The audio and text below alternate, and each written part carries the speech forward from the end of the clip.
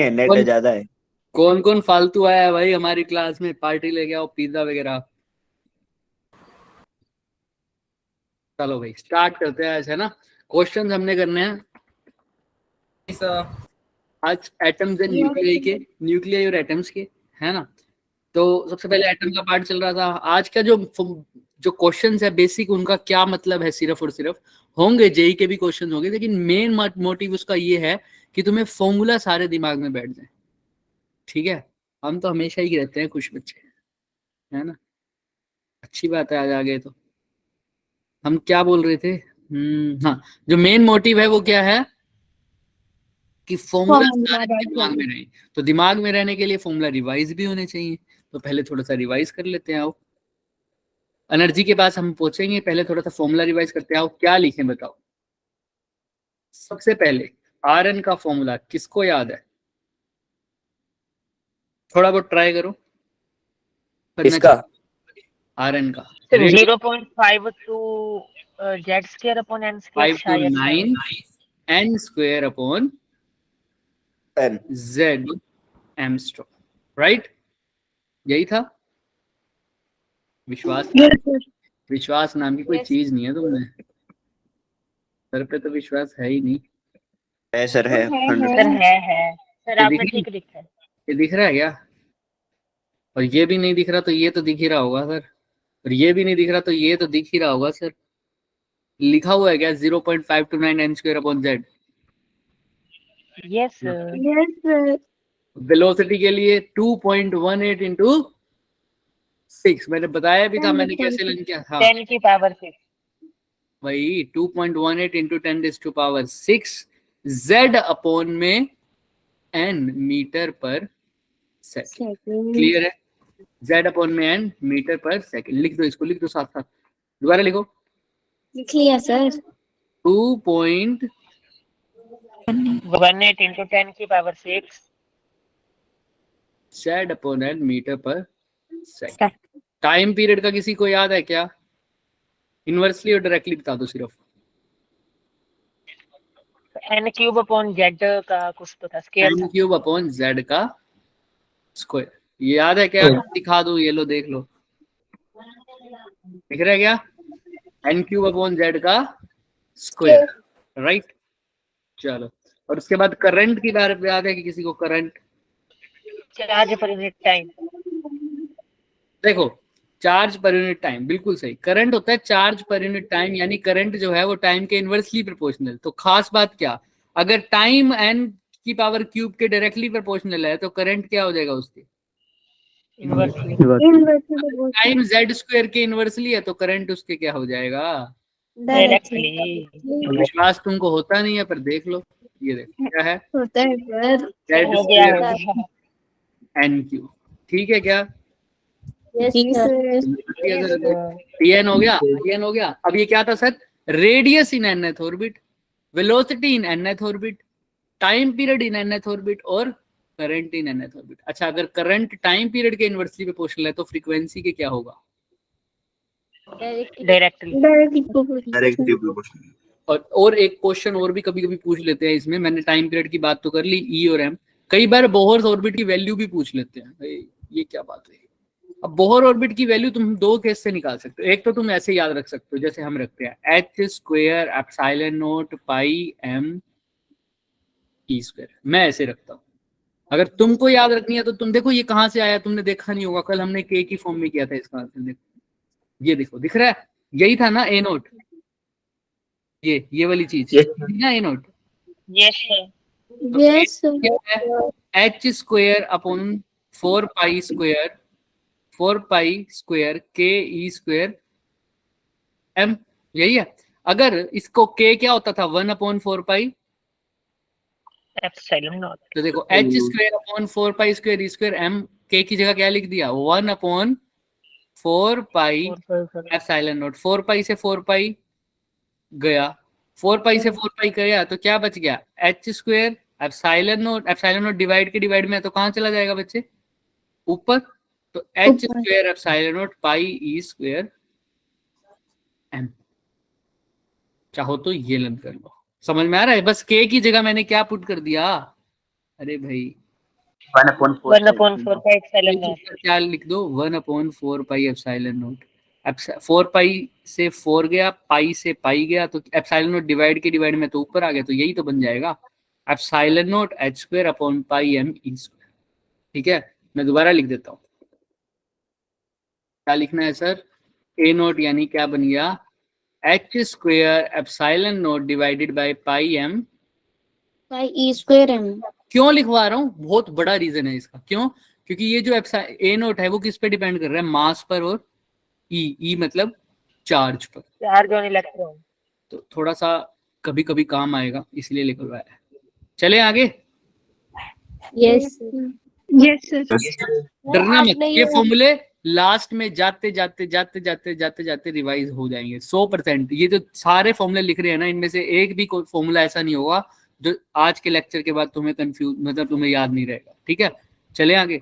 Sir हाँ, बिल्कुल sir. बिल्कुल ये सर। बताएंगे आप कि ए के ऊपर सर्कल सा क्यों लगाया हुआ, इसे क्या बोलते हैं? ए के नीचे First टैब में formula सर्कल लगाया हुआ नोट, वो क्या बोलते हैं? बोहर्स ऑर्बिट की निशानी है जब n की वैल्यू 1 हो जाती है। n की वैल्यू कितनी हो जाती है? 1। 1 सर नॉट क्या मैक्सिमम Okay, वैल्यू को sir. भी रिप्रेजेंट करता है? नोट बोहर्स रेडियस के लिए यूज हो रहा है। ए नोट का मतलब हो गया जो ग्राउंड स्टेट के लिए यूज होता है, वैसे ग्राउंड स्टेट, और उसके लिए n होता है 1, और उसी को बोलते हैं बोहर्स रेडियस या बोहर्स ऑर्बिट। जैसे नॉट पर मैक्सिमम वैल्यू को भी करता है क्या रिप्रेजेंट? हाँ बिल्कुल करता है। अलग अलग, जहां पर हमने वो लिखा था वी नोट क्या था? मैक्सिमम वैल्यू ऑफ पोटेंशियल, यानी कौन सा पोटेंशियल? स्टॉपिंग। और कई कई जगह, और ऐसे लैम्डा नोट भी तो था, इसको बोलते थे maximum value of wavelength, Epsilon इसको क्या naught भी बोलते थे? Cut off. Cut off. ठीक है, तो ऐसे बिल्कुल करता है। Yes sir. अलग अलग जगह पर इसका सिंबल अलग अलग हो। चले आगे। Yes, sir. Yes yes sir. आइए, तो सबसे आसान सा क्वेश्चन, इससे आसान नहीं हो सकता। फिर वही बात कह रहा हूँ, कुछ क्वेश्चन ऐसे हैं जो सिर्फ फॉर्मूला को याद रखने के लिए है। Radius of the Bohr's orbit is a naught. बताओ nth ऑर्बिट का रेडियस क्या होगा? आर एन की वैल्यू ए नोट की फॉर्म में। ट्राई करो खुद भाई, सिंपल। आर एन क्या होता है? Sir N a naught. R N का फॉर्मूला क्या था? अभी बताओ। 0.529 बोहर्स ऑर्बिट हाइड्रोजन के लिए बात हो रही है, तो Z की वैल्यू हो जाएगी 1 आर, और 0.529 होता ही क्या है? यही तो क्या होता है हमारा ए नोट, है ना? तो इसकी जगह लिख दो ए नोट। Z1 है तो ए नोट एन का कौन सा ऑप्शन आ रहा है? C. आसान था, कुछ भी नहीं था इसमें। तो कुछ था क्या? ये तो बहुत आसान क्वेश्चन था। ये आएगा नहीं जेई में, जब लर्न करने के लिए था फॉर्मूला। समझ में आ रहा है, लेकिन किसी को भी ये भी समझ नहीं आया पूछ लो, कोई दिक्कत नहीं है। चले, सिर्फ 0.529 को क्या लिखा है बच्चे मैंने? ए नोट। A not. चलो, सर जेड बता देते 1 के साथ। Z इसलिए लिखा हुआ है, बोहर की बात हो रही है अभी। अगर मेंशन नहीं है तो बोहर ने किसके लिए दिया था सब कुछ? Hydrogen atom. हाइड्रोजन एटम के लिए Z एटॉमिक नंबर कितना होता है? 1, इसीलिए Z लिखा है। 1 yes, sir. चलें आगे। जी सर। ये देखो बोहर्स ऑर्बिट का ये तो हमने लर्न कर ही लिया। अब यहाँ पर खास बात है, पढ़ो इसको। इलेक्ट्रॉन है जो कहाँ है? हाइड्रोजन एटम में ही है, लेकिन उसके अंदर अब उसको रिप्लेस कर दिया। किसको? इलेक्ट्रॉन नहीं है उसके अंदर। इलेक्ट्रॉन को किसने रिप्लेस कर दिया? आइडेंटिकली चार्ज, मतलब सेम चार्ज है एक पार्टिकल का, जिसका नाम है म्यून। क्या है? म्यून। म्यून। उसका चार्ज तो आइडेंटिकल है, मतलब सेम है जितना इलेक्ट्रॉन का होता है, लेकिन उसका मास क्या हो जाए? 207 टाइम्स 207 होना। इलेक्ट्रॉन के। तो बताओ उसके रेडियस बताओ के शेल का। अब हाइड्रोजन के के शेल में इलेक्ट्रॉन नहीं है, कौन है? म्यून है। म्यून। तो बताओ उसका रेडियस क्या होगा? खुद सोचो पहले, फिर बात करो। के के लिए एन की वैल्यू क्या होती है पहले तो ये बता दो। 1 है ना? तो बस वो याद रखना। अब आगे तुम देखो, ट्राई करो कैसे करोगे। क्वेश्चन समझ में आ रहा है सबको? Yes sir. अब इलेक्ट्रॉन की जगह सिर्फ क्या है? म्यून। तो तुमने बताना है आर एन का फॉर्मूला क्या हो जाएगा। एन की वैल्यू 1 लिख दो। देखते हैं कौन कर पाता है ट्राई। आज थोड़े बहुत जो कंसेप्ट रह गए थे हमारे 11th के वो करने हैं ना, एक्स्ट्रा क्लास है ना आज हमारी। Yes, sir sir. है। देखते हैं कितने कंसेप्ट हो पाते हैं।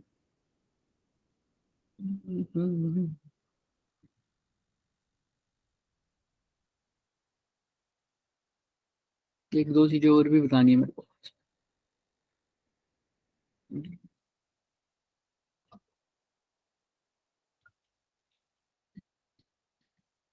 थोड़ा सा ट्राई करो, या ऐसे ऐसे बैठ गए हो हाथ पे हाथ रख के? कोई ऐसे तो नहीं बैठा? नहीं, नो sir. सर। नहीं सर, हम ऐसे नहीं बैठे, हम ऐसे बैठे हैं, है ना? नो नहीं, सर। No, sir. सर कई हम बैठ मैं बताऊं, कई तो ऐसे भी बैठे होंगे, ऐसे ये हाथ ऐसे ऐसे फोन हाँ। लेके हाथ में। और कोई ऐसा भी बैठा होगा पूरा टेक लगा के बेड की ओर ऐसे टेढ़ा, और पेन को ऐसे ले रखा होगा। नहीं आ रहा सर, समझ नहीं आ रहा। सर नहीं, एक sir. तरीका और है, बताओ। No, sir. एक तरीका और है, कौन सा है दूसरा सर तरीका? लेट के। कैमरा ऑन करो, हाँ, कैमरा। तो सो जाते। तुम ऐसे ही बैठे हो, नहीं इसका सर, मतलब। मैं तो लैपटॉप रख के बैठा हूँ। लैपटॉप को एज अ सिराना यूज कर रहे हो, पिलो? ना सर। चलो फिर करते हैं। आओ देखो, सब कुछ सेम है जब वो कह रहा है, बस मास अलग है। तो वैसे फॉर्मूला क्या होता है आर एन का? 0.5 to 10. 0.529 and 0.529 अच्छा, एन की वैल्यू क्या लिखते हो? 1 है One. वैसे। वन। हाइड्रोजन है तो 1। तो फॉर्मूला तो होना चाहिए था 0.52, आंसर आना चाहिए था 0.529। नाइन। लेकिन आर की वैल्यू 0.529 कब आती? जब ए नोट जब 0.5, इलेक्ट्रॉन लेते हैं। हाँ सर 0.529 होता है। और ए नोट क्या है? ए नोट हमारे पास। भाई जिसको समझ नहीं आया वो ऐसे समझो, आर एन क्या होता है? A naught into N square upon Z. Z.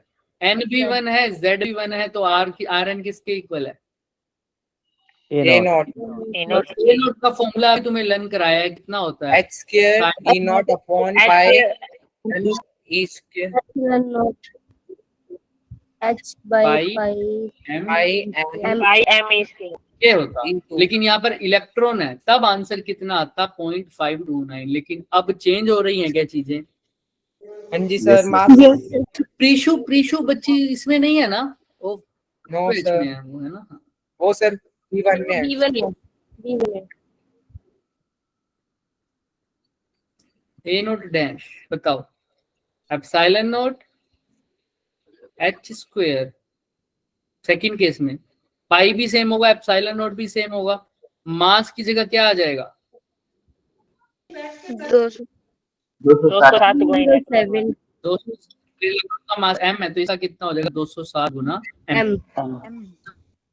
और चार तो दोनों का सेम है, तो इसका भी ई स्क्वायर और नीचे वाले का भी स्क्वायर। E square. दोनों को कर दो डिवाइड, तो जो कट रहा है काटो। Epsilon not H square pi से पाई, ई स्क्वायर से ई स्क्वायर। तो ए नॉट अपॉन में ए डैश स्क्वायर किसके इक्वल आ गया? ए नॉट अपॉन में ए नॉट डैश किसके इक्वल आ गया? M 207। M upon 207M. 207. बोलो। अच्छा ऐसे लिख देते हैं, ऐसे कोई बात नहीं, इसको बाद में लिख देना, नीचे लिख दो ना, फिर आसान रहेगा। ए नोट अपॉन ए डैश नोट किसके इक्वल आ गया? 1 अपॉन 1 मल्टीप्लाई बाय 207। हाँ जी सर। Yes sir. और यही ए नोट अपॉन ए डैश ए नोट किसके इक्वल है? 0.5 अपॉन ए नोट डैश किसके इक्वल आ गया? 207। तो ए नोट डैश किसके इक्वल आ गया? 0.529 डिवाइडेड बाय 0.0।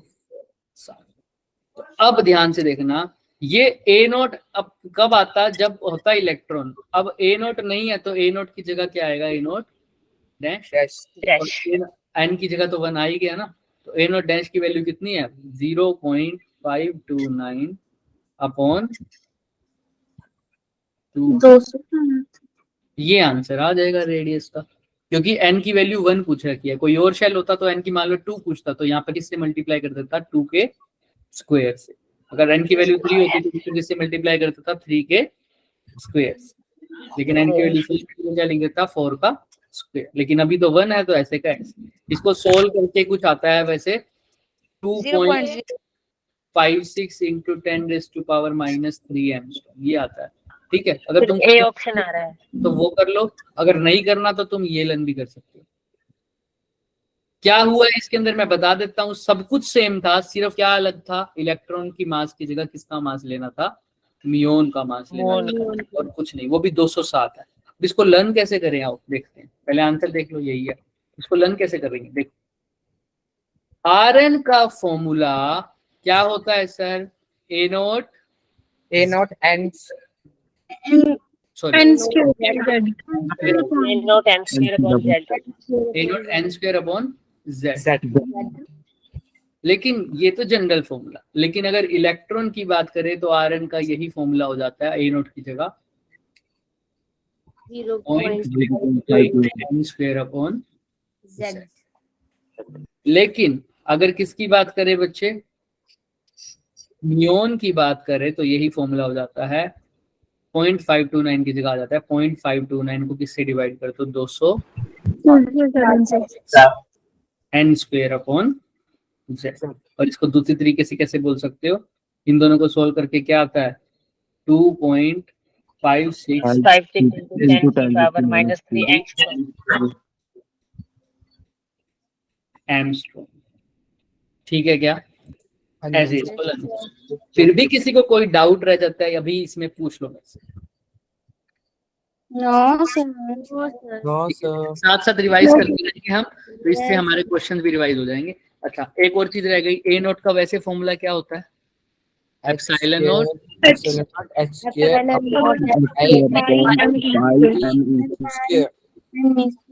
और एप्सिलॉन, इसको किससे रिप्रेजेंट करते हैं, Bohr's orbit, right. Yes energy के ऊपर भी बात करेंगे, इसके ऊपर आ जाओगे, टाइम पीरियड वाला। क्या करना है, ध्यान से देखना, टाइम पीरियड का लिए तुम्हें पता है क्या, डायरेक्टली प्रोपोर्शनल टू n का क्यूब और इनवर्सली प्रोपोर्शनल टू z का स्क्वायर। यही दिमाग में रखना है। करो क्वेश्चन को पढ़ो, जिसका हो जाए रेज योर हैंड, रेशो ही लेनी है दिमाग से बस।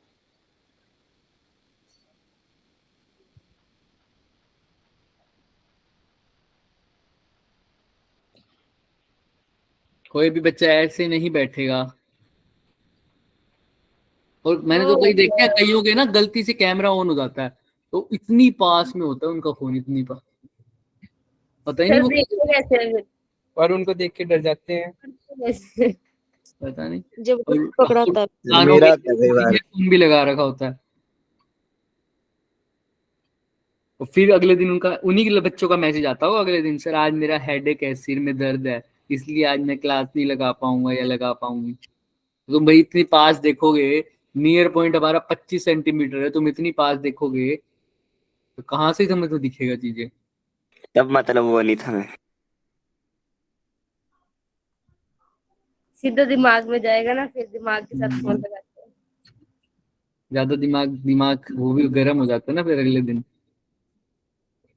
हीट लॉस ज्यादा हो जाता है ना। सही बात। देखो क्या करेंगे इसके अंदर, टाइम पीरियड की बात हो रही है, किस किस की बात कर रहा है, एक तो इलेक्ट्रॉन की ही बात कर रहा है ग्राउंड स्टेट में, और हाइड्रोजन एटम। हाइड्रोजन एटम मतलब Z1। 1 पहले बात कर रहे ऑप्शन हैं, आएगा क्या आ रहा है, सर सी ऑप्शन आ रहा है।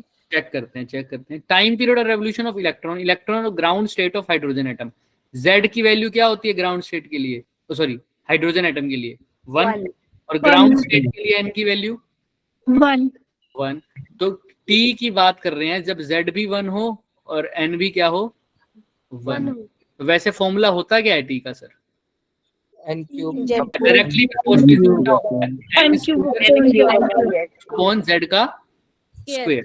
अब प्रोपोर्शनल हटा के क्या लगा सकता हूँ, एक constant n cube upon Z। तो कह रहे इक्वल हो ना भाई, ये इक्वल तो लगाएंगे ही ना बच्चे। है ना, इक्वल तो 100% लगाएंगे, लेकिन एक कांस्टेंट भी लगाएंगे। वेरी गुड, कोई बात नहीं। के एन क्यूब अपॉन में जेड का स्क्वायर। अब क्या करेंगे सर, एन का क्यूब क्या मतलब, क्यों कौन सा था एन की वैल्यू 1, 1 थी। तो 1 ही लिख देता हूँ। तो T1 की वैल्यू क्या आ जाएगी, One. जेड भी 1 है, किसके इक्वल आ जाएगी, सिर्फ K. कांस्टेंट के। अच्छा, सिमिलरली T2 की बात करते हैं। T2 में वो क्या कह रहा है, कांस्टेंट वही, प्रोपोर्शनल तो सब कुछ सेम रहेगा, तो प्रोपोर्शनल हटा के क्या लगेगा, एक Constant. कांस्टेंट सेम आएगा, बिल्कुल इक्वल टू और कांस्टेंट। कांस्टेंट। हाँ, एन क्यूब की जगह क्या आ जाएगा, अब 8 आ जाएगा। इलेक्ट्रॉन की भी बात कर रहे हैं, फर्स्ट एक्साइटेड स्टेट, मतलब एन की वैल्यू, ये समझने वाली बात, 2 होगा फर्स्ट 2 एक्साइटेड। होगा बच्चे। ग्राउंड स्टेट अगर यहाँ है, ग्राउंड स्टेट के बाद आती है फर्स्ट एक्साइटेड स्टेट। ग्राउंड अगर 1 पर है तो फर्स्ट एक्साइटेड स्टेट 2 पर होगा। तो एन की वैल्यू, तो 2 का क्यूब 8 डिवाइडेड जेड। जेड भी कौन से केस में बात कर रहे हैं, हाइड्रोजन की, तो जेड क्या हो जाएगा, 1 ही हो जाएगा। ठीक है, तो जेड की वैल्यू 1। तो T2 कितना आ गया, 8. 8। ठीक है, क्या सबको क्लियर है, हाँ जी सर. Yes, sir. कुछ दिक्कत नहीं लग रही, चलो फिर आगे, फिर मैं पूछूंगा। T1 बाय क्या कर दो अब, T2। K से K कट जाएगा तो किसके इक्वल आ जाएगा, 1 अपॉन 1/8. अगर ये सब कुछ सही है तो T1 की वैल्यू पुट कर दो, कितनी है, 1.6 into 10 10 to power minus 16 divided by क्या है, T2 इज इक्वल टू 1/8। अब ध्यान से देखना, मेरे को निकालना क्या है, ध्यान से देखो। सेकंड ऑर्बिट में क्या मतलब, third orbit, first excited state में क्या टाइम पीरियड निकालना है, ठीक है। फ्रीक्वेंसी होती है 1 अपॉन टाइम, 1 अपॉन कर देंगे। तो मेरे को 1 अपॉन निकालना है ना, तो 1 अपॉन T2 की ही वैल्यू निकाल दूं सीधा ही, वही फ्रीक्वेंसी नहीं हो जाएगी। एक तो तरीका क्या है भाई, पहले मैं T2 निकालूं, फिर उस T2 का क्या करूं, 1 अपॉन T2 करूं फ्रीक्वेंसी निकालने के लिए। और एक तरीका क्या है, सीधा ही किसकी वैल्यू निकाल दूं, 1 अपॉन, तो यहाँ पर 1 अपॉन T2 को यहीं रहने दो और बाकी सब वहां ले जाओ, तो ये क्या बन जाएगा, 1 अपॉन 8, नीचे क्या आ जाएगा, 1/16। तो 1 अपॉन T2 किसके इक्वल आ जाएगा बच्चे, 10 टू पावर माइनस 16 ऊपर जाके 10 टू पावर 16। 16 को 8 से मल्टीप्लाई करोगे तो क्या आएगा, 12.8। अच्छा, अब इसको अप्रोक्सीमेट करने के लिए 1 अपॉन T2 की वैल्यू क्या आ जाएगी, 10 टू पावर 16 को लिखता हूँ 10 टू पावर 16, इसको 12.8 को क्या लिख दूं, 13 डिवाइड करने के लिए ऊपर 2 जीरो फालतू लगा देता हूँ। अगर यहाँ 2 जीरो फालतू लग गई तो क्या बन जाएगा, 10 टू पावर 13। ये कितने पे जाता है, 13 8 तो 104 होता है ना, 13 8 104, 7 टू पावर 14। तो कौन सा ऑप्शन आ रहा है, ठीक है क्या, क्लियर है। अप्रोक्सीमेट करेंगे बस, पूरे एटम्स, न्यूक्लियाई, ड्यूअल नेचर, इन तीनों चैप्टर के अंदर सिर्फ और सिर्फ अप्रोक्सीमेट करना है चीजों को और फॉर्मूला को दिमाग में रखना है। देख लो, फिर भी किसी को कोई डाउट रहता है, स्टेप नंबर लिख देता हूँ, किसी भी स्टेप में कोई भी डाउट है तो वो पूछ, 1 2 3 4 5 6 7 और ये आंसर। देख लो, इसे देख लो, कोई डाउट रह रहा है तो। No sir. पक्का, चलें आगे। Yes. चलो फिर थोड़ा सा रिवाइज करने का टाइम आ गया बच्चों। Rn का फॉर्मूला क्या था, 0.5. है ना। अच्छा, इलेक्ट्रॉन के केस में क्या हो जाएगा, Rn 0.5 नियोन के केस में क्या आ जाएगा, फटाफट सर 2.56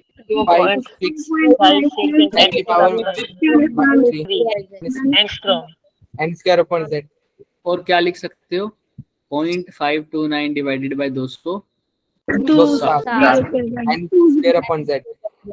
नया फॉर्मूला आया टाइम पीरियड का। टाइम पीरियड डायरेक्टली प्रोपोर्शनल होगा एन के n cube n cube upon z. और ए नोट को वैसे क्या लिखते हो? H- epsilon not epsilon naught h upon pi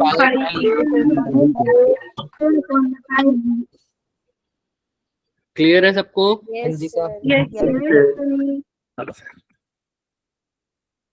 ये तो हो गया ना। हाँ, इस पे आ जाओ। बोहर थ्योरी कह रही है, इससे पहले अगले वाला क्वेश्चन ये करो। अब क्या कह रहे हैं सर, बोहर को अगर बोहर मॉडल को अप्लाई कर रहे हैं एक मास m पर चार्ज q के पार्टिकल पर, वो कहां पर मूव कर रहा है? इन्फ्लुएंस, अब ये नहीं कहा न्यूक्लियस के इन्फ्लुएंस है, नहीं, अब एक मैग्नेटिक फील्ड के इन्फ्लुएंस पे है, यानी वो मैग्नेटिक फील्ड अब उसको घुमा रहा होगा। अभी कुछ नहीं दे रखा तो मैं सर्कल में घुमा रहा, यही मान के चल रहा हूँ। तो energy of the charge particle at nth level, circular Bohr orbit में, सर्कुलर ऑर्बिट में ही घूमता है ना वो, तो उसीलिए सोचो। अब न्यूक्लियस की जगह कौन किसकी बात हो रही है यहाँ पर?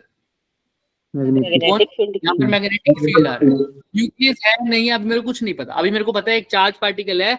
बोहर मॉडल, एटम के बाद तो होगी ऑब्वियस सी बात है।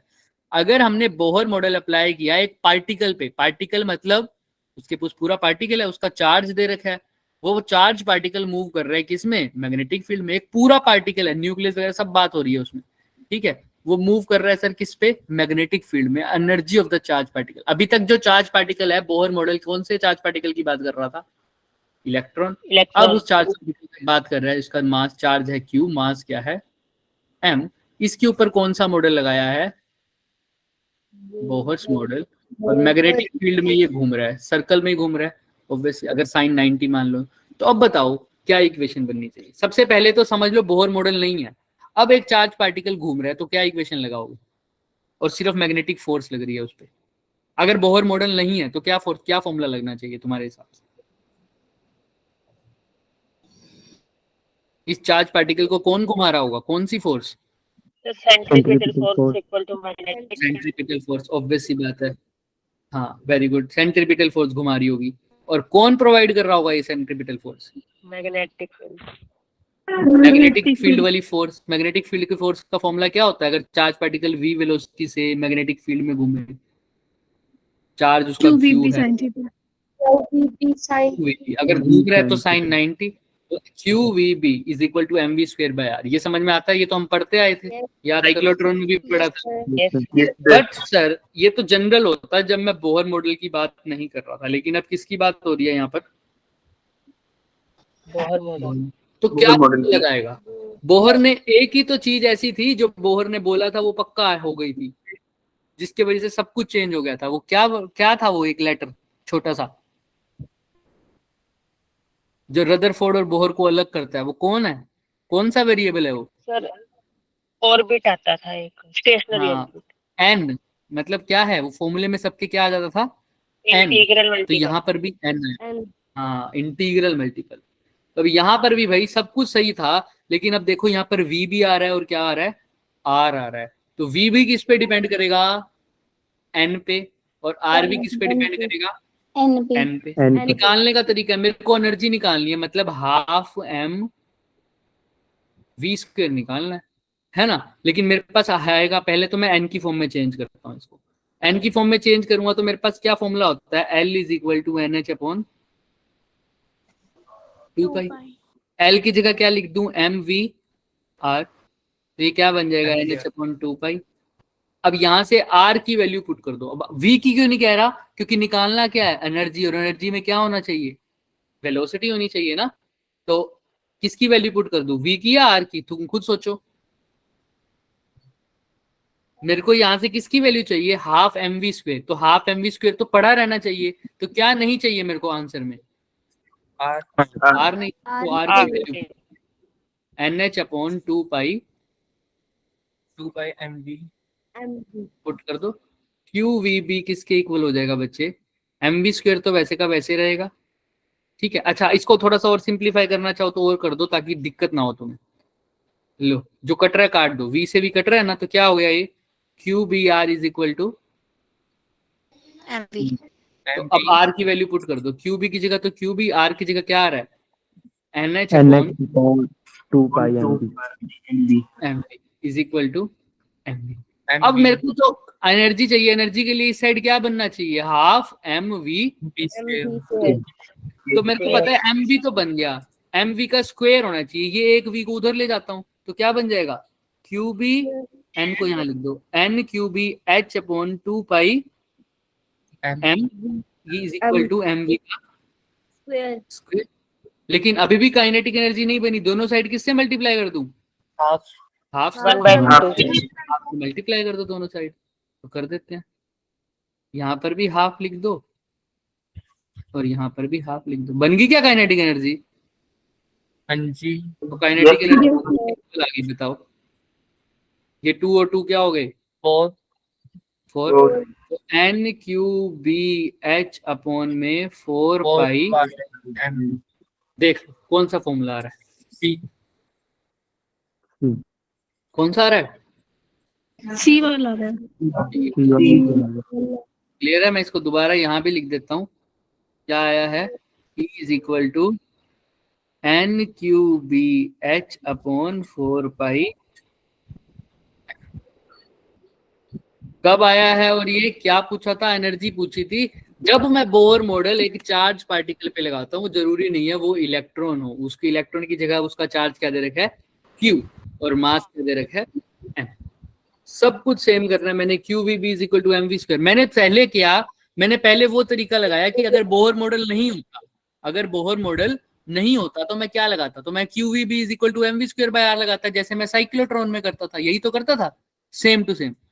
इसके अलावा कुछ किया था क्या साइक्लोट्रॉन में, बताओ, मैंने यही किया था, है ना। तो ये कर दिया मैंने, कहा यार एमवी के इक्वल आ गया। अब लेकिन ये तो हो जाता है नॉर्मल केस में, लेकिन अब इसने कहा क्या अप्लाई करो इसके ऊपर, मान के चलो कि कौन सा मॉडल है, बोहर मॉडल है, तो सब कुछ एम वी जो आर है, वी और जो आर है वो सिंपल तो नहीं ले सकता, वो एन पर डिपेंड करेगा। तो एन से एन की फॉर्म में आर की वैल्यू मैंने पुट कर दी, और वो कहां से आई, बोहर के पोस्टुलेट से sir, L is equal to N H upon 2 pi, वहां से आर की वैल्यू पुट कर ली, आंसर देख लिया, आ गया। हाफ एम वी स्क्वायर बनाना तो बहुत आसान था। फिर भी 2 मिनट देख लो अच्छे से इसको, किसी को कोई डाउट रहता है तो पूछ लो, वरना बोलो आगे चलें। यस चलो यस सर, चलो।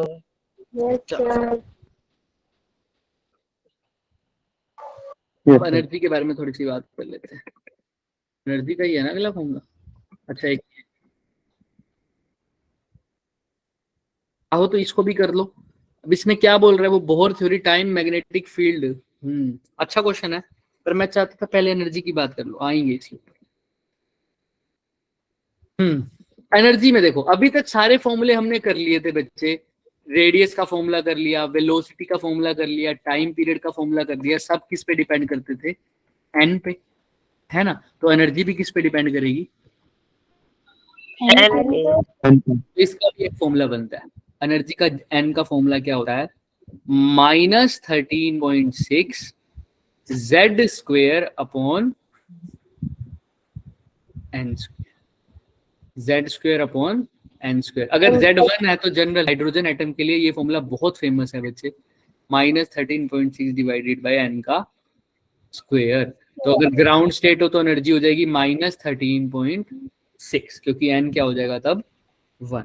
अगर ग्राउंड स्टेट की जगह फर्स्ट एक्साइटेड स्टेट हो तो क्या आ जाएगी एनर्जी, -13.6 डिवाइडेड बाय 4, अगर नहीं तो डिवाइडेड बाय 6। अब ये फॉर्मूला आया कहां से सर, बहुत आसान है सर, काइनेटिक एनर्जी का फॉर्मूला होता क्या है, हाफ एम वी की वैल्यू पुट कर दो, कहां से सर, वही वाला फॉर्मूला, अभी जो वी एन का फॉर्मूला नहीं लगाया था हमने, वी एन का फॉर्मूला क्या था याद करो भाई, ये फॉर्मूला ये वी एन का लगाया नहीं था, ये वाला देखो 2.18 into 10⁻⁶ divided by 10 multiply z divided by n। Yes sir. Yes sir.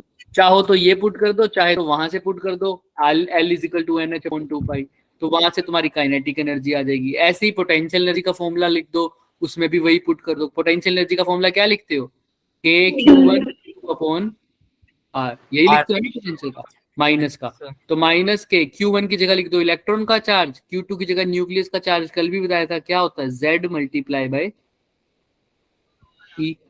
याद है, अगर एक प्रोटॉन है तो 1 ही, 2 प्रोटॉन है तो 2 ही, अगर Z है तो Yes, कितना sir. Z he, divided by R। R का फॉर्मूला फिर वहीं से पुट करो। कहां से सर? R क्या होता है हमारे पास? A0 0.529 A not square upon Z। फिर पोटेंशियल एनर्जी आ जाएगी, फिर दोनों को ऐड करके क्या निकलेगा? टोटल एनर्जी निकलेगी। तो इसके बजाय ये लर्न करना, इसकी डेरिवेशन बिल्कुल भी इंपॉर्टेंट नहीं है बच्चे, तो इसलिए हम इसका रिजल्ट ज्यादा याद रखते हैं। डिराइव करना बहुत आसान है, मैंने तुम्हें बता दिया, इसको कर सकते हो चाहो तो, बट सीधा इसका दिमाग में रखो। टोटल एनर्जी का फॉर्मूला क्या होता है? -13.6 Z² upon n square electron-volt. अब इसमें एक खास बात है ना जो मैं हाईलाइट कर रहा हूँ, बहुत इंपॉर्टेंट बात है, बच्चे कंफ्यूज हो जाते हैं। ये दिख रहा है? हाँ जी सर। हाँ जी sir. याद रखना ये माइनस का साइन आया है, और पोटेंशियल एनर्जी पे भी माइनस का साइन आएगा और टोटल एनर्जी पे, लेकिन काइनेटिक एनर्जी पर नहीं आएगा। तो क्या रहता है एक्चुअल में, जो हमारी टोटल एनर्जी होती है, कौन सी एनर्जी सर? टोटल एनर्जी का मैग्नीट्यूड वो इक्वल होता है किसके? काइनेटिक एनर्जी के। मैं मैग्नीट्यूड की बात कर रहा हूँ, और यही मैग्नीट्यूड क्या होता है बच्चे? हाफ होता है किसके? Potential energy. यही लिख रहा है, क्या दिख रहा है?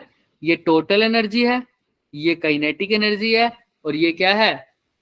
पोटेंशियल एनर्जी है। तो टोटल एनर्जी वही होगी जो कितनी क्या होगी मेरी? काइनेटिक एनर्जी, और हाफ होगी किसके? पोटेंशियल एनर्जी के। कैसे? But ये किस logic से? ये क्या कह रहे हो? ये हुआ किस logic से?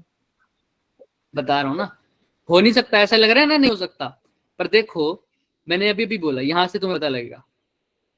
टोटल एनर्जी कितनी है इस केस में? 3 माइनस का 3.4। 4. काइनेटिक एनर्जी कितनी आ जाएगी? लेकिन प्लस। अब पोटेंशियल एनर्जी डबल हो जाएगी, तो 3.4 का डबल क्या होता है? 6.8, लेकिन नेगेटिव। अब तुम्हें लग रहा होगा सर पोटेंशियल एनर्जी ज्यादा आ रही है, किससे? Kinetic. टोटल एनर्जी से। किससे?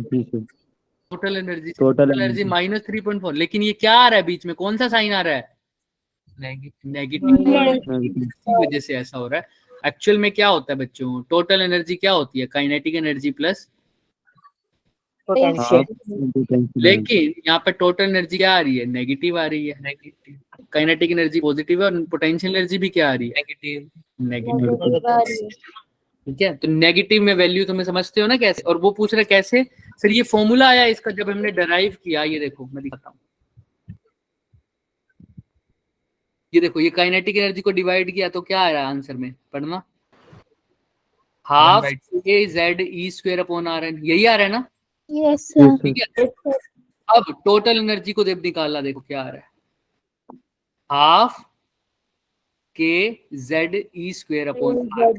लेकिन पोटेंशियल एनर्जी को देखो जब निकाला तो क्या आया? KZ E²। हाफ का फैक्टर आया क्या कहीं? हाफ का फैक्टर आया? तो मतलब इनके डबल आ रही है कौन? Potential energy. और आई भी कैसे, कौन सा नेचर है? नेगेटिव। कैसे आई है? नेगेटिव। ये डराइव करके आया फॉर्मूला पूरा नेगेटिव में। लेकिन काइनेटिक एनर्जी कैसी आई है? पॉजिटिव में। और टोटल एनर्जी भी कैसी आई है? पॉजिटिव में। अब तुम्हें पता है भाई, जब मान लो एक जो चीज है मेरे पास नेगेटिव हाफ, एक चीज है मेरे पास पॉजिटिव हाफ, दिख रहा है? आंसर मेरा आ रहा है कितना? नेगेटिव हाफ, और दूसरी साइड है पॉजिटिव हाफ। इसके साथ क्या जोड़ू या क्या ऐड करूं कि नेगेटिव हाफ आ जाए? -1 कर दो। -1। तुमने इसका डबल किया है ना, ऑब्वियस ही बात है, हाफ का डबल किया है ना। ये टोटल एनर्जी है, ये काइनेटिक एनर्जी है, दोनों इक्वल है, लेकिन दोनों का साइन क्या है? Opposite. और ये माइनस लिया, ये माइनस लिया और उसका डबल वैल्यू किया है माइनस में, और जो डबल वैल्यू किया है ये कौन है? Potential energy. पोटेंशियल एनर्जी क्या है? Potential energy. इसीलिए हमने बोला जो टोटल एनर्जी है वो हाफ है किसका? पोटेंशियल एनर्जी का। यानी ये जो माइनस हाफ है, ये जो हाफ है, ऑब्वियस सी बात है ना, ये हाफ है किसका? 1 का, सेम वही बात है। क्लियर है सबको? और फिर को जिसको ये चीजें भी समझ नहीं आ रही ना, वो चीजें सिर्फ इतना ही दिमाग में रखो, क्या कि एनर्जी जो टोटल है उसका फॉर्मूला क्या है, -13.6 डिवाइडेड बाय n का स्क्वायर। लेकिन z1 ना हो तो साथ में किसका मल्टीप्लाई हो जाएगा, z के। Z स्क्वायर ये हो गया टोटल एनर्जी का। अगर मैं काइनेटिक एनर्जी की मैग्नीट्यूड की बात करूं, वो किसके इक्वल होगा, टोटल एनर्जी के मैग्नीट्यूड के। लेकिन और यही सब किसके होंगे, हाफ होंगे किसके, पोटेंशियल एनर्जी। काइनेटिक एनर्जी और टोटल एनर्जी का साइन दोनों का क्या होगा, अपोजिट होगा। लेकिन एनर्जी और टोटल एनर्जी और पोटेंशियल एनर्जी का साइन दोनों का क्या होगा, सेम। दोनों क्या होंगी, सेम। नेगेटिव होंगी। क्लियर है क्या? Yes sir. कोई डाउट है यहाँ तक, बोलो हाँ या ना। एन की वैल्यू चेंज करते रहो, एनर्जी की वैल्यू चेंज होती रहेगी। फॉर एग्जांपल ये क्वेश्चन आता है, जैसे देखो एनर्जी के कल करेंगे हम बहुत सारे क्वेश्चन, क्योंकि कल हम स्पेक्ट्रल सीरीज के बारे में बात करेंगे ना, तो एनर्जी के सारे क्वेश्चन आ जाएंगे उसमें। फिलहाल ये question, total energy of the hydrogen दे रखा है, हाइड्रोजन का ग्राउंड स्टेट में, यानी एन की वैल्यू 1 कितनी दे रखी है, 13.6 13.6। और तुम्हें पता है यही होगा फिर माइनस का, क्यों? क्योंकि En का फॉर्मूला क्या होता है, -13.6 डिवाइडेड बाय n। 13.6 हाइड्रोजन है तो Z1 हो जाएगा, N भी 1, तो En कितना आ जाएगा, E1। -13.6 ना भी गिवन होता तब भी मेरे को यही लिखना था, है ना, क्योंकि यही आएगा आंसर, पर ये गिवन है। अब अगर मैं तुमसे पूछता बताओ सेकंड ऑर्बिट में कितना हो जाता, तो तुम सीधा लिख देते -13.6 डिवाइड बाय 2 का स्क्वायर, है ना, और आंसर निकाल देते। ऐसे फिफ्थ ऑर्बिट में पूछता तो 5 का स्क्वायर लिख देते, 6 का लिखता तो 6 का स्क्वायर लिख देते। पर वो क्वेश्चन तो आसान था, उसकी कोई कुछ करने की जरूरत थी, ये तो नहीं आने से रहा जेई में, है ना, तो वो तो कराएंगे ही नहीं।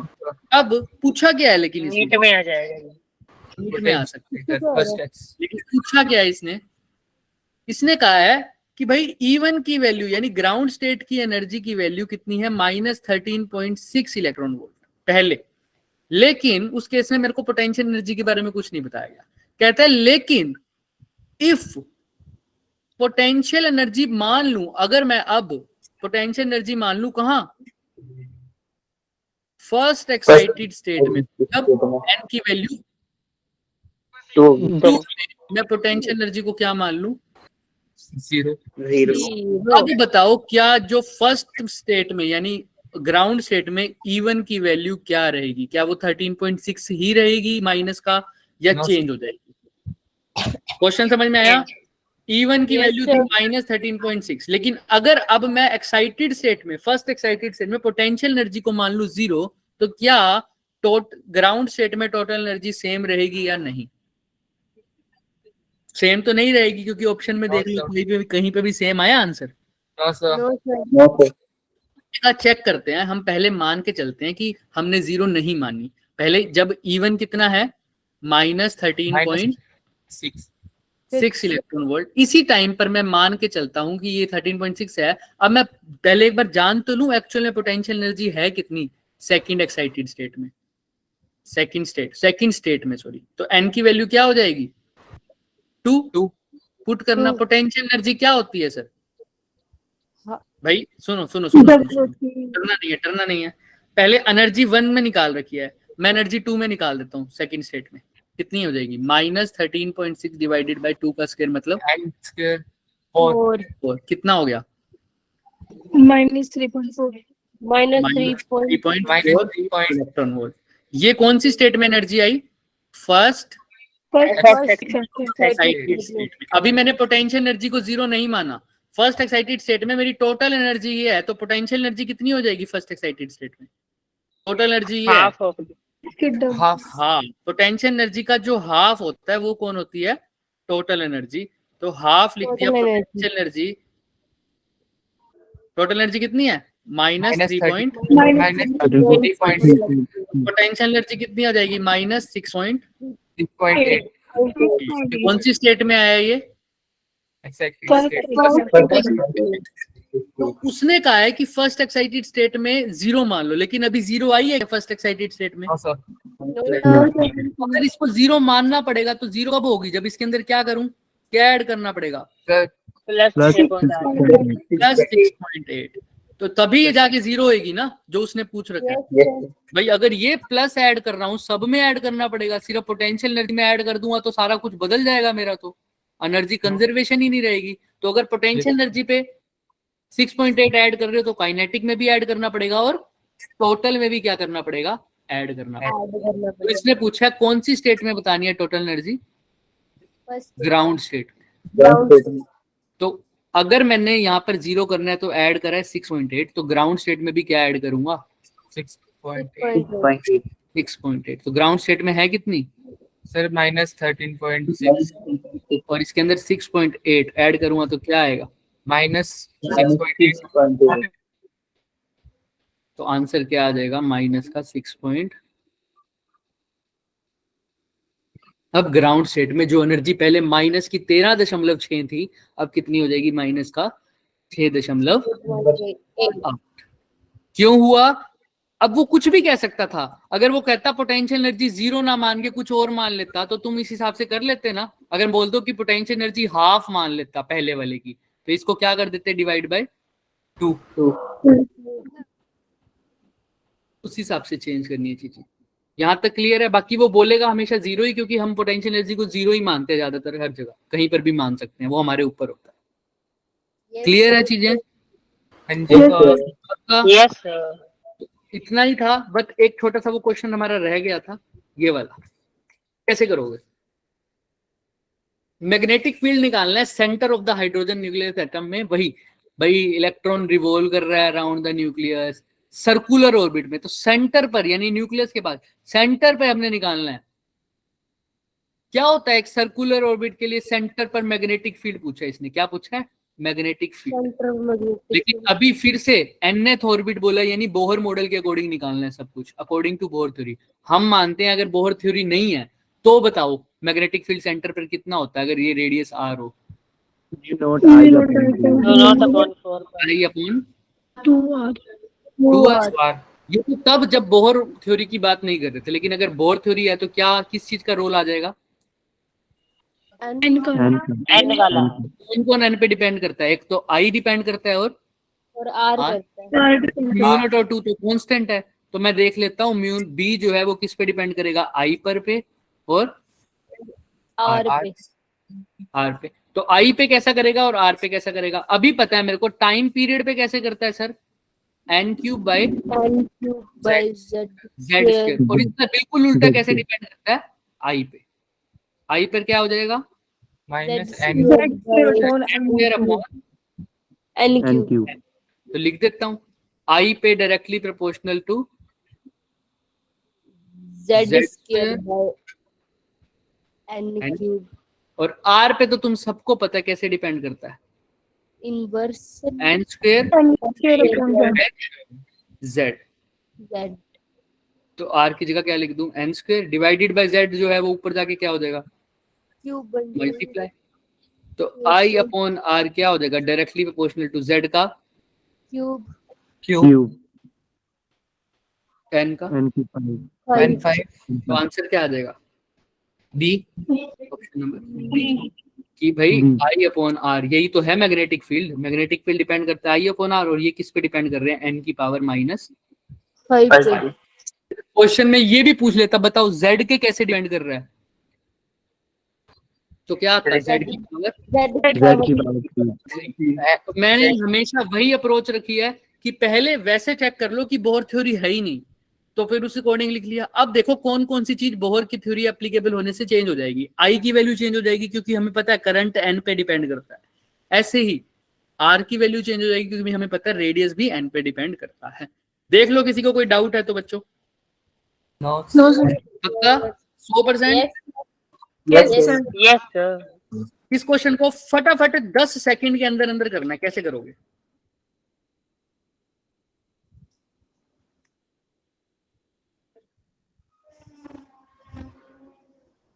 सर ए चेक करते हैं। क्या पूछा? Time period of the electron revolving in the second orbit of hydrogen atom, second orbit of hydrogen atom. तो हाइड्रोजन एटम में Z क्या हो जाएगा? ए ऑप्शन है। 1। चेक करते हैं। Z 1 है, तो हाइड्रोजन एटम के लिए Z 1 है, सेकंड ऑर्बिट के लिए N क्या हो जाएगा? 2 2। हो जाएगा। टाइम पीरियड निकालना है इसका, क्या होता है time period? Directly proportional to N का एन क्यूब। इसको हटा के क्या आएगा? Equal to constant. N की जगह क्या पुट कर दूं? 2 यानी ये 8। सर 8 32:27 आया, गलती सोल्व तो करना तो सही है, बिल्कुल बिल्कुल 8। और Z का क्या आ जाएगा? 1। सर बिल्कुल सही है बच्चे 1। आंसर। ठीक है, यहाँ तक क्लियर है क्या सबको? T1 की वैल्यू। अब बात आती है T2 की। T2 में N Z की वैल्यू क्या बोल रहा है, वो क्या है, और N की वैल्यू क्या है, कोई बता सकता है? सर Z की वैल्यू 2 बोल रहा है वो, और Z की वैल्यू बोल रहा है third orbit. Third third orbit orbit में मतलब एंड Z की वैल्यू 2 N और की वैल्यू 3। हीलियम। 1 हीलियम के लिए Z क्या होता है? 2 होता है। 2 होता है। तो पुट कर दो भाई, K कांस्टेंट तो है ही, N की जगह 2 का क्यूब, यानी सॉरी N की जगह 3 का क्यूब मतलब 27। और Z की जगह 2 का स्क्वायर यानी 4 T1/T2 कर दो। वही सर, आसान था तो काम था। B 32 A से K कट गया, 8/27 डिवाइडेड बाय 4 यही आएगा ना? हाँ, हाँ जी सर, डिवाइडेड बाय 4। अब वो कैसे 8 करोगे? मल्टीप्लाई जाएगा, मल्टीप्लाई में चला जाएगा, तो आंसर क्या आ जाएगा? 32/27। क्लियर है क्या? देख लो अच्छे से। Yes, sir. Yes sir. Yes sir. 8/1 लिखा है बच्चे मैंने, ऐसे ही 27/4 लिखा है। ये 4 ऊपर चला गया तो 27 32 अपॉन क्या आ गया? 27 क्लियर है सबको? Yes sir. Yes, sir. किसी को कोई डाउट रह जाता है तो पूछ सकता है, ये तुम्हारे होमवर्क क्वेश्चंस है बच्चे। ठीक है, हाँ जी Yes, सर। sir. तो आज के लिए इतना ही करेंगे। किसी को कोई डाउट है तो वो पूछ लो। हम अगर इसको रिवाइज करना चाहें तो फटाफट बोल दो। RN का फॉर्मूला क्या होता है? AN A not not N square upon Z. n square upon z। Electron हो तो RN क्या हो जाएगा?